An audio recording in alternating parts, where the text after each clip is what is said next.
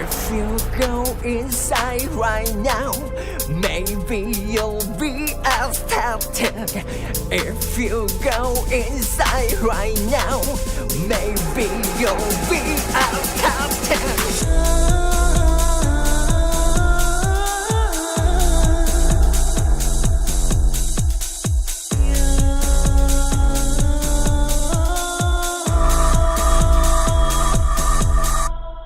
네, 여러분 안녕하세요. 오늘은 2022 경기문화재단 경기도 예술협동조합 활성화 지원사업 예술가 신청 인터뷰 우리 시대 우리 작가 프로젝트.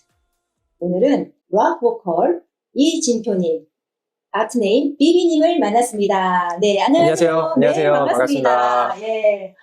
여러분 뭐 잘 아시는 분들은 정말 매니아층이 많으신데요. 여러분 놀라실 겁니다. 4개 도청장치. 예, 벌써 사람들이 관심 있는 분들은 정말 많으실 텐데요. 우리 그 아티스트 예술가 비비님을 잠깐 소개하겠습니다. It's a fantasy and grotesque rock sound expressing complex physicality inside human beings.라고 표현이 되어 있습니다. 너무 멋지죠? 예, 해석이 바로바로 되시죠? 예, 이제 자막 나갑니다. 자, 거기에 우리 4개 도청장치의 싱어 이진표 비비님과 그리고 기타 이주원님, 그리고 베이스 김우진, 드럼의 서호동님과 함께 그 팀 활동을 하고 계시고요. 2003년부터 부산 국제 락 페스티벌, 하이 서울 페스티벌, 펜타포트 그 유명한 락 페스티벌, 그리고 코리아 라이브 뮤직 락 페스티벌, 강원 락 페스티벌, 그린 플러그 서울 페스티벌 등 정말 국내에 내놓으라는 락 페스티벌을 거의 그냥 습렵하고 계시고요. 그리고 2001년부터는 4개 도청장치 앨범을 발표하셨고, 그리고 또 2017년부터는요, 싱글 앨범을 매년 발표하고 계십니다. 예, 아티스트로서 진짜 해야 될 활동들은 정말 어마어마하게, 제가 뽑았는데요. A4 3장을 넘길 정도로 폰트가 아주 작은 거 보이시죠? 3장을 넘길 정도로 정말 이력이 어마무시한데요. 이걸 다 일단 시간이 너무 많이 가서 제가 압축한 게 이 정도입니다. 예, 아래에 나가고 있죠. 어마어마합니다. 그러면 본격적인 신춘 인터뷰를 시작해 볼 텐데요. 자, 피해갈 수 없습니다. 딱 들으면 절대 잊어버리지 못할 자기소개를 부탁드립니다. 굳이 재밌게 표현하자면 신선 예비생이라고 할 수 있을 것 같아요.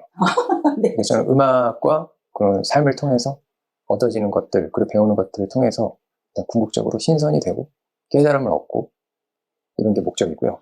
그래서 여러 가지로 힘들었던 거나 아니면 병이 있다거나 아니면 고뇌하는 사람이거나 그런 분이 신선을 만나서 해결이 되는 그런 이야기들 있잖아요. 네. 갑자기. 네. 이제 그런 느낌의 그 음악을 하고 싶거든요. 지금 이제 완벽하게 이루지 못했지만 이제 그때 가까이 가기 위해서 그렇게 노력하기 때문에 신선이 예비생이다. 이렇게 표현할 수 있을 것 같아요. 멋집니다. 네. 바로 설득이 되는데요. 신선 내리세요. 정말 너무 멋진 말입니다. 제가 방금 이제 4개의 도청장치, 락밴드를 소개를 해드렸는데요. 이 4개 도청장치 어떤 팀인가요? 모르시는 분들에 대해서 설명을 하자면. 97년도에 결성이 돼서 주로 클럽 활동을 하다가 2001년도에 데뷔 앨범을 내고 이제 방송 활동도 하고 꾸준하게 지금까지 공연과 뭐 방송도 하고 있고 4개 도청장치 이름을 짓게 된 것은 예전에 9시 뉴스에서 4개 도청장치가 있다 뭐 그거 방송사고가 있었어요. 네, 뉴스에서. 그것을 보고 이제 아이디어를 얻어서 내 귀에 도청장치가 돼 있으면 어떨까. 근데 그 도청장치를 누가 설치해 놨을까. 어쩌면 자기 자신한테 설치해 놨을 수도 있다. 자기 자신을 계속 관찰하면서 또 세상을 알아가는 것에 또 연결이 돼서 그렇게 짓게 되었습니다. 네. 그러면 이 싱글 앨범을 내게 된 계기도 거기에 포함되어 있으신가요? 강한 음악도 좋아하지만 또 굉장히 소프트하고 좀 몽롱한 음악도 많이 좋아하거든요. 그런데 저희는 락 팀이다 보니까 사운드가 어느 정도 한계가 있는 부분도 있거든요. 근데 솔로 프로젝트로 하게 되면은 국악부터 아니면 일렉트로닉도 할 수 있고 더 다양하게 접근을 해보고 싶어서 이제 솔로로도 프로젝트로도 하고 있고 요즘에는 뭐 기타 한 대랑 보컬이라든지 뭐 그런 식으로 공연을 계획하고 있습니다. 네. 그럼 주로 이제 곡은 어떻게 직접 만드시는 건가요? 저 혼자 만들거나 아니면 둘이 만들거나 뭐 그렇게 처음에 시작하게 되었고 그 정리를 그 멤버들하고 모여서 편곡을 하는 거예요. 이 곡이 만들어지고 그러고 이제 발표를 하고 대중을 만나잖아요. 그럼 주로 어디서 대중을 만나게 돼요? 공연을 많이 하기 때문에 크고 작은 공연장, 뭐 락 페스티벌이 될 수도 있고 아니면 작은 클럽이 될 수도 있고 제가 개인적으로 좋아하는 것은 작은 뭐 다락방 공연이라든지 펜션 공연이라든지 이런 것도 좀 방석 밴드 같은. 예, 그런 걸 좀 재밌어해요. 네. 원래 음악을 시작하게 된 게 네. 친구들하고 모여서 음. 서로 돌아가면서 노래 부르고 박수 쳐주고 하다가 이제 음악이 좋아지는 경우이기 때문에 그 소박한 그런 분위기 모닥불 펴놓고 이렇게 노래 한 곡씩 듣고 그런 거 좋아합니다. 인간 내면의 판타지, 그로데스크 뭐 네. 이런 말들이 그 복잡한 인간의 감정을 표현한 것 같아요. 이런 표현들을 특히나 이제 슬로건에 내놓을 정도의 특별한 이유가 있나요? 저희가 사실은 원시인에서 현대인으로 살아가기까지가 굉장히 짧은 시간이거든요. 그렇기 때문에 저희 안에는 아직까지 원시의 유전자들이 남아있다고 본다고 하더라고요. 그래서 이제 어떤 인간 본성이나 본능을 억제하면서 살아야 되기 때문에 문화나 예술 분야에서 좀 해소시켜주는 부분이 있어야 좀 돌파구가 생긴다고 생각을 했어요. 그래가지고 우선은 저 내면부터 관찰하고 또 그 안에서 일어나는 트러블이나 아니면 본능 그런 것들을 또 음악으로 표출하고 또 다른 관객들이나 아니면 음악을 들으시는 분들이 느끼고 또 들으면서 해소할 수 있고 또 공감할 수 있다면은 억눌린 그 감정을 해소하고 그럼 더 편한 마음이나 정신이 편안해진다. 이렇게 단순하게 표현하면 네. 표현할 수 있을 것 같아요. 아, 그렇죠. 이게 본능은 어쩔 수 없는 거죠. 사람도 근본은 짐승이니까요. 네, 그 본능을 이제 네. 예술적으로 승화되고 이제 이렇게 된다는 정말 공감이 가는 말씀입니다. 전적으로 공감을 합니다. 그 인디의 바람이 한때 막 분 적이 있었어요. 대중가요만 듣다가 사람들이 순수하고 아름다운 이런 락 문화에 이제 잠깐 취한 적이 있었거든요. 근데 지금은 또 이제 또 분위기가 많이 뭐 댄스곡 위주로 많이 바뀌고 이러고 있는데요. 지금 이제 우리나라의 락의 현실은 어떤가요? 실험적이고 이런 생각을 할 수 있네 하는 그런 음악을 하고 그런 가사가 나와야 되는데 대중한테 맞추려고 노력하는 음악들이 많았기 때문에 오히려 대중을 앞서가야 되는데 그냥 편승하다 보니까 아쉬운 부분이 있었죠. 그런 면에서 볼 때는 아무리 사운드가 락이라도 락이라고 할 수 없고 인디펜던트라는 데 의미가 없을 것 같아요. 그냥 메이저에 올라가지 못하니까 인디다 이런 식으로 평가를 받을 수밖에 없는 거예요. 틀에 구애받지 않고 싶어서 하는 게 아니라 멋짐이 아니라 별로 멋지지 않다. 그런 부분에서는.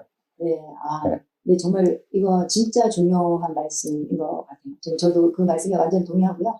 그러면 락이라는 장르는 색깔 중에 무슨 색깔에 해당될까요?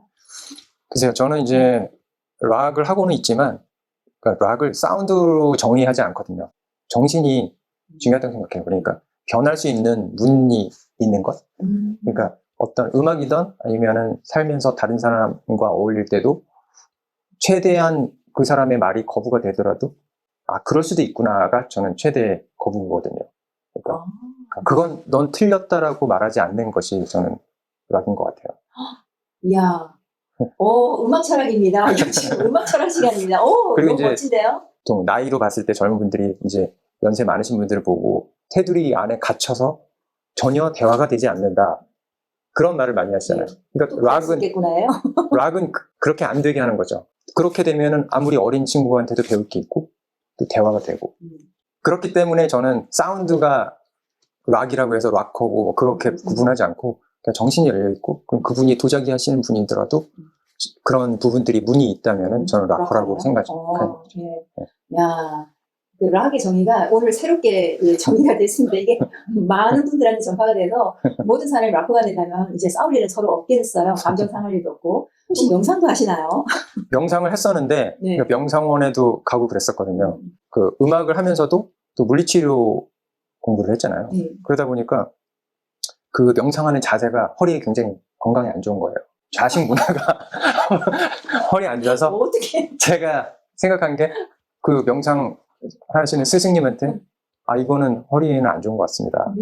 그래서 스님들이 물리치료실에 많이 오시거든요.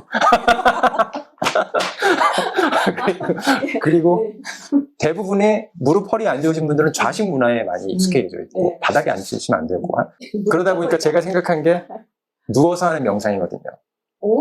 누워서 그냥 자기 전에 명상을 하면은 좋은 이유가 그냥 잠들면 자면 되고 명상이 계속 호흡에 집중하고 명상을 하게 되면 또 그게 불면증이 아니라 잠이 안 온다가 아니라 명상하는 시간이니까 상관이 없고 잠들면 자면 되고 그래서 제가 추천하는 것은 또 저도 하고 있는 것은 누워서 하는 명상. 그러다 잠이 들면 주무시고 그리고 여기 양수리 병원에서 물리치료사 역할도 하시고 이렇게 다양한 역할을 하고 계신데 어떻게 그 일을 하시게 됐고 이게 음악하고도 관련이 있는지 궁금합니다. 제가 고등학교 때부터 이제 음악을 좋아해서 하려고 마음을 먹었는데 제가 하려는 음악이 그때도 락이다 보니까 이건 비대중적이다. 이걸로는 직업을 따로 또 가져야 된다. 이런 생각을 했어요. 그래서 자동차 정비를 배우자. 그래서 자동차 정비를 위해서 군대를 자동차 정비병으로 갔었는데 체질이 알러지가 있는 거예요. 기름.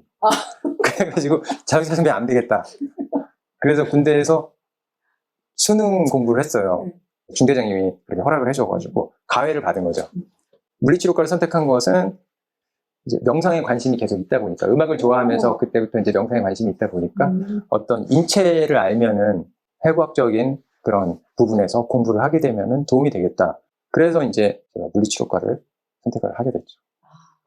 그럼 뭐 지금 양평에 사시는데 여기서 활동하시는 데는 뭐 불편함은 없으신가요? 그러니까 주말에 공연이 있을 때 공연이 이제 주로 서울에 있거나 아니면 가끔 지방에서 하는데 너무 늦게 움직이면 차들이 밀려서 서울에 있으면 빨리 움직여야 된다는 거. 원래는 이제 홍대 주변에 살았으니까 그때는 뭐 대학로나 홍대가 주로 활동 무대였으니까 그때는 좀 집에서 자전거 타고 공연하러 가고 했는데 지금은 빨리 나가야 된다. 그거 빼고는 좋은 것 같아요. 팀 활동하시면서 재밌는 에피소드나 이런 거 있으면 우리 스탠드들한테 들려줄 수 있을까요? 공연 중에 재밌었던 공연이 있는데 제가 자주 가던 좋아하는 찜질방에서 공연을 한 적이 있어요.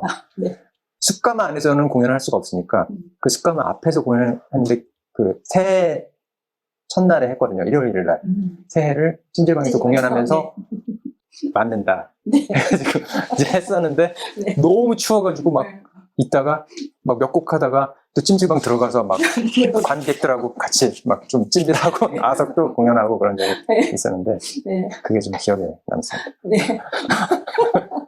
오랜 기간 음악가로, 래퍼로, 싱어송라이터로 지금 활동을 다 하고 계신데 청년들에게 해주고 싶은 말, 청소년들, 자라는 청소년들에게. 대학에서도 이제 레슨을 몇 번 했었는데요. 음악을 통해서 어떤 에너지든 메시지든 전달하는 거라고 봤을 때 표현하고 싶은 게 뭔지 물어보면은 없대요. 그러니까 그 점이 제일 아쉬웠었는데 테크닉을 배우고 이론을 배우는 것은 자기 생각을 이런 식으로 표현하면 더 좋겠다. 그런 거를 배우는 건데 생각이 없으면 표현할 것도 없는 상황이 되는 거죠. 본인이 무슨 생각을 가지고 있고 뭘 표현하고 싶은지 생각해 보는 것. 그리고 그걸 알아가는 과정이 필요하다고 생각이 들었어요. 네. 자, 그럼 깜짝 질문 들어갑니다. 네. 락커 이진표는 땡땡땡이다. 한마디로 요약하자면? 아까 그게 저는 한 그건 줄 알고 얘기했는데 신선 예비생이다. 그러니까 아까 맞습니다. 네. 정확하게 얘기했습니다. 락커 이진표는 신선 예비생이다. 여러분 신선되는 그날 다시 만나도록 하겠습니다. 자, 여러분 사랑합니다. 사랑합니다.